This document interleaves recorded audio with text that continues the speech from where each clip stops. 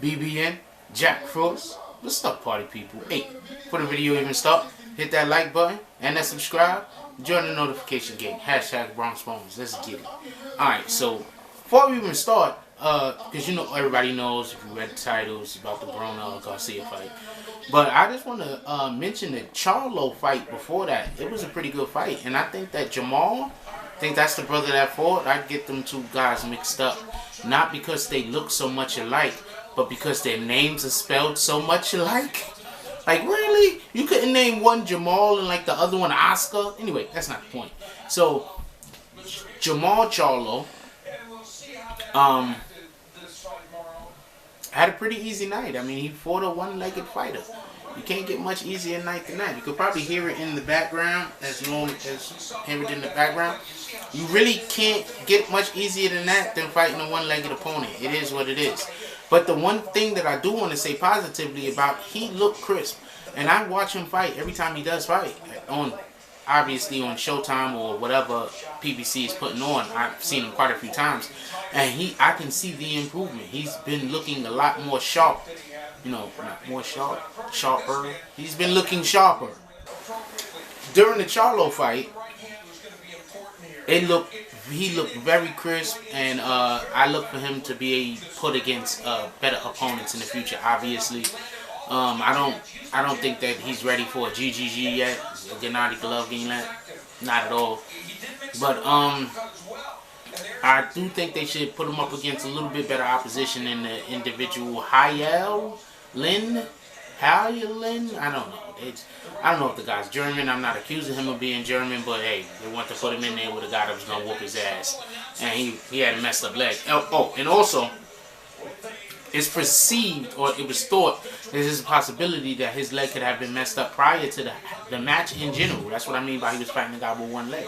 Prior to the match in general, they was gonna actually call the fight off because there was understanding that he might have a leg injury, and then they was like, oh no, leg injury, I'm doing fine.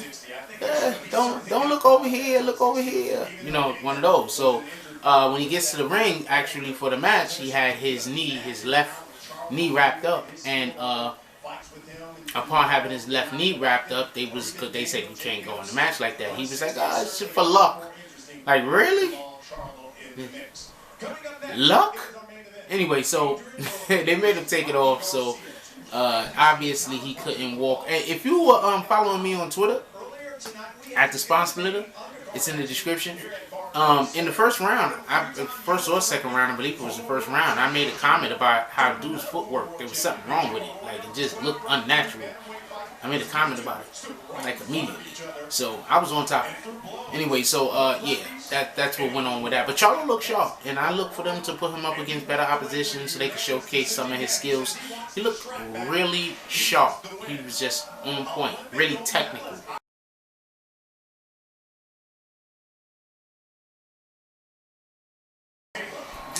Mikey Garcia, Adrien Broner. You notice I said Mikey Garcia first. Okay, this is the problem with Adrien Broner. Sometimes we can get too much too soon. We don't appreciate it, although we want it, although we love it, although we need it. And then when we do start actually appreciating it, people outside of us can't see that we appreciate it. So therefore, they don't understand how important it is to us. This is the situation with Adrien Broner, I believe. He received something very quickly. Not that he didn't deserve to receive it. Not that he didn't initially do the footwork to acquire the position in which he was given. But he just wasn't ready. He didn't understand what it took to maintain.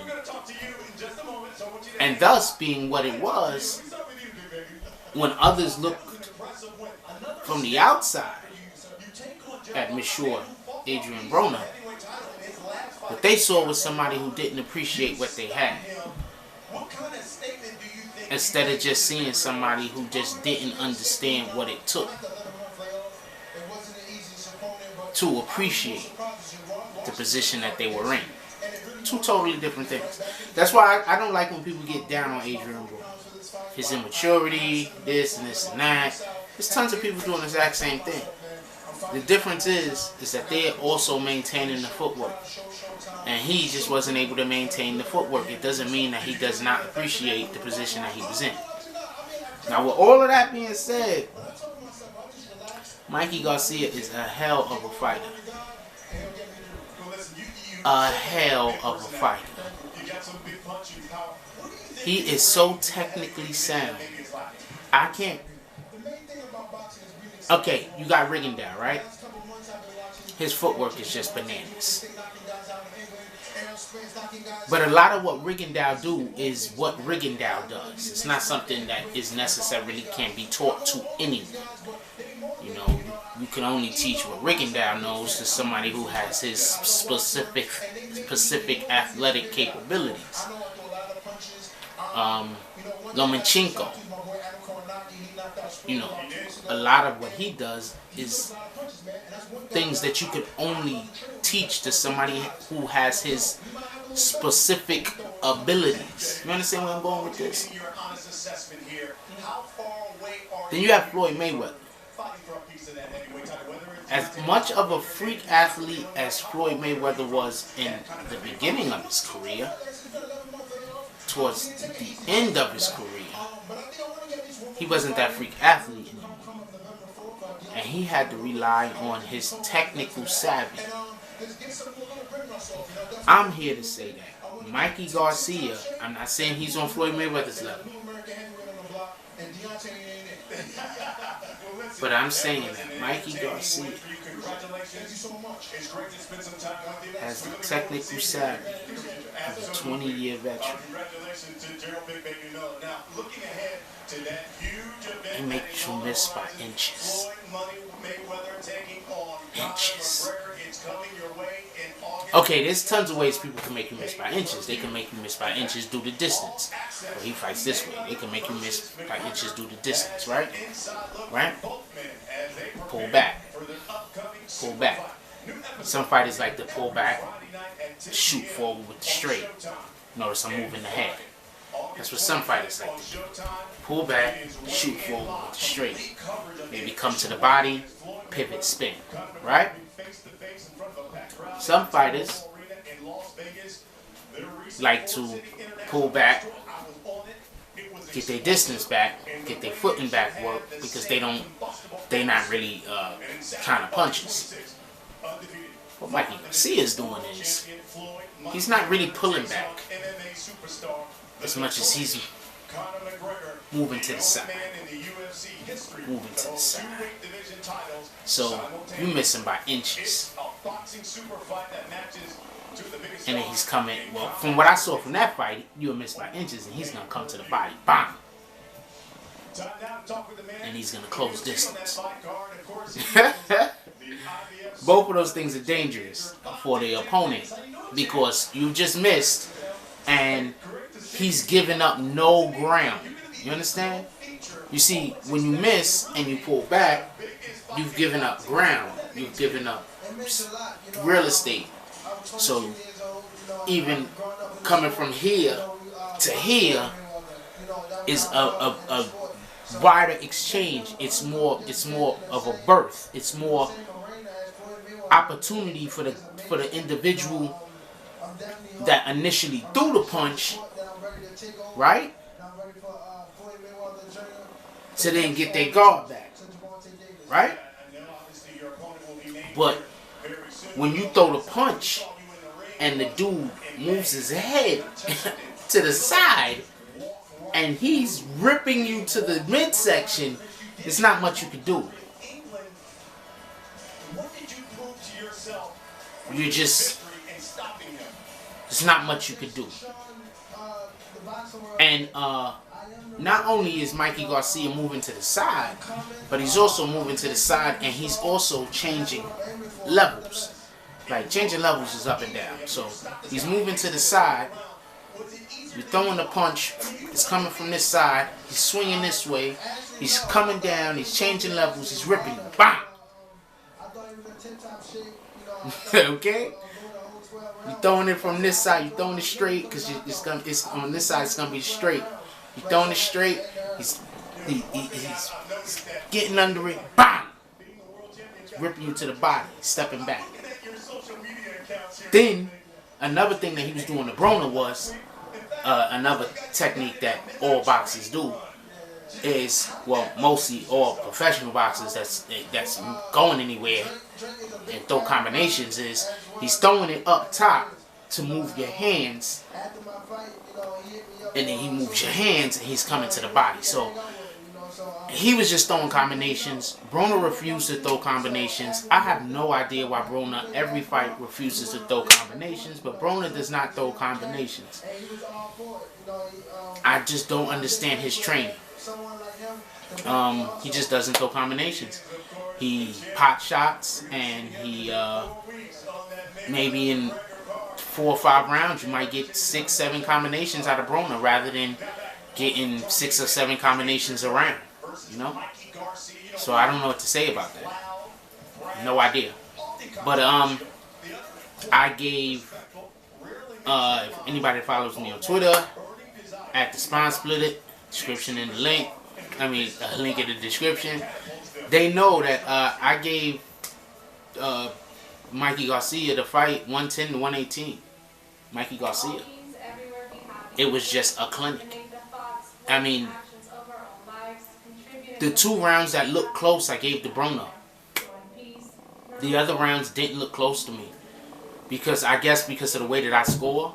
And one of the main ways that I personally score is technical savvy. You know, are you technically, you know, proficient? The other guy's gonna have to land a lot of bombs and just, you know, but if one guy's mucking it up and then the other guy's trying to be technically sound, but his mucking it up is preventing him from being technically sound. Obviously, the guy that's mucking it up is winning. But Broner didn't muck it up. Broner didn't go in the inside. I mean, I don't know. Maybe he couldn't make it to the inside. That could have been it. That could have been it. He couldn't get to the inside. But Broner didn't go to the inside. He didn't try to muck it up with him. Maybe he was scared of the power. I keep hearing that Garcia has a lot of power. Maybe Garcia does have a lot of power. Broner was scared of it. I don't know. I can't tell you. I'm not 100% sure. But what I can say is that Broner stayed on the outside. And the couple opportunities that it seemed like Broner decided that he was going to stand there in front of him, he just fainted. He didn't initiate. One of the ways in which you score a match is ring generalship. And ring generalship is basically who's commanding the pace of the fight, you know, distance and things as such. And, you know, if you're pushing the guy, not literally pushing him, but if your foot movement is causing for him to, you know, move where he doesn't want to go, therefore you have the advantage and then you can attack him where you want to attack him at rather than him backing you into a corner. That's the best way to put it, but you're not always necessarily backing a guy into a corner or him backing you into the corner or whatever the case be. Mikey Garcia was cutting the ring off like an expert. He was just expertly cutting the ring off. It was just a pleasure to watch. Such a great fight. It was just a pleasure to watch. I'm lucky I taped it. Oh, this is one thing I meant to mention. Just some random other stuff that has absolutely nothing to do with the fight. Real quick, let me throw it in. Okay, so when the Knicks season goes, I tape Knicks games on my DVR. I don't keep those taped Knicks games for freaking 8-9 months. I tape the game. I may watch specific parts of the game that I need to keep myself apprised of, or so I could, you know, make sure that I know certain things that's going on and how some plays is happening and how the refs are calling the games and some guys' mannerisms when other guys come in the game, so I could be able to have a conversation about the Knicks and know what I'm talking about. But I don't keep these freaking recordings indefinitely, and I'm saying that because somebody on Twitter, I think they was trying to throw shots at me about I don't have any more Knicks footage available. If anybody does have Knicks footage available, please send me, especially highlights so I can make a reel. Please send it to me. Email in the description. I don't have Knicks footage available. It's usually on my DVR. I keep it about a week. I mean, how much space you think I got on my DVR, homeboy? How much space you think I got? Anyway, forget about all that. That's neither here nor there. Whatever, nigga. So, yeah, it was just a good fight, not for nothing. And I'm saying that I know Adrien Broner lost, but this is the first time I really got a chance to see Mikey Garcia. They mentioned Lomachenko after the fight. Lomachenko don't want to fight him. What did Lomachenko fight at? I don't even think Lomachenko fights at 140. Lomachenko fight like a lower weight, 130, 127 or something. I don't know. Whatever the lower weight is, he don't fight at one. He don't want no parts of him anyway. Lomachenko don't want no parts of Mikey Garcia. Fighters like Mikey Garcia, that's so okay. You got to think about it like this. My basketball players understand what I'm saying. Remember the guy that you grew up with, your homeboy, that had the father that was the coach, who's like probably the best shooter on the team. Y'all go to the park, he always the best shooter. He has like the best athletics. Wasn't necessarily the best player though. Mikey Garcia might be the exception to the exception of that rule. I don't think nobody's beating him at 140. I don't think nobody's beating him at 130. I don't think nobody's beating him at 120. Whatever the freaking oven 135. I don't think nobody's beating him at anything. I think that if he goes up to 147, he's gonna have issues. Everybody, just so y'all can be understanding, I watch 147, I watch 140, I watch 147, I watch 160, I had to watch 154 because Canelo was there. And other than that, I watch Pacific Fighters, but I do like, I do try to watch as much boxing as, I'm not a, I only have so much time in a day. I can't be watching all of the boxing, all of the basketball, all of the football, and I don't even watch baseball that much anymore.